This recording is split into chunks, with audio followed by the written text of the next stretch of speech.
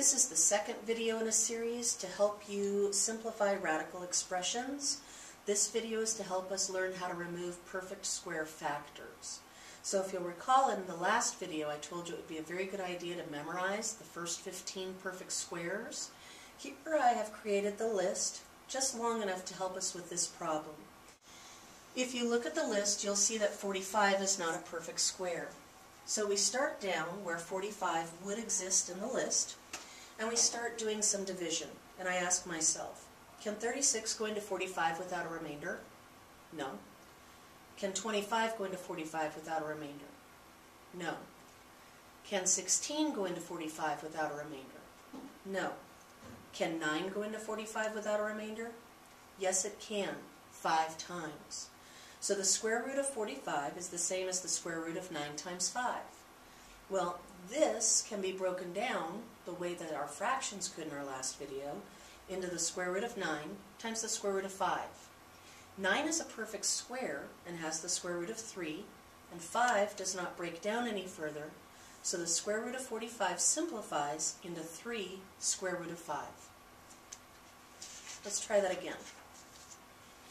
Here I have the square root of 27. Here I've created our perfect square list long enough to help us out, and hopefully you see that the square root of 27 somehow lives in here. So I need to ask myself, does 25 go into 27 without a remainder? No. Does 16? No. Does 9? Yes. This is the same as the square root of 9 times 3.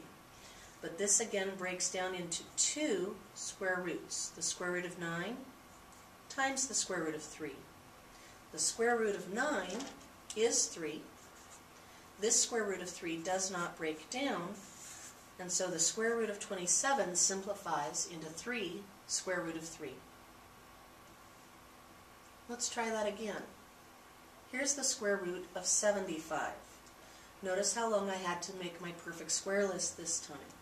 75 would live here. I'm trying to get his square root. 64 does not go into 75 without a remainder. 49 does not go into 75 without a remainder. 36 does not go into 75 without a remainder, but 25 does. 75 is the same as 25 times 3. So we break this into its 2 separate square roots.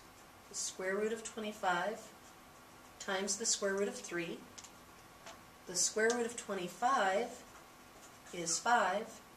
The square root of 3 does not simplify, so the square root of 75 is the same as 5 square root of 3 when you simplify by pulling out perfect square factors. Here are some problems I would like you to try. Number 1, the square root of 125. Number 2, the square root of 250. Number 3, the square root of 300. Number 4, the square root of 72. Number 5, the square root of 48. Number 6, the square root of 147.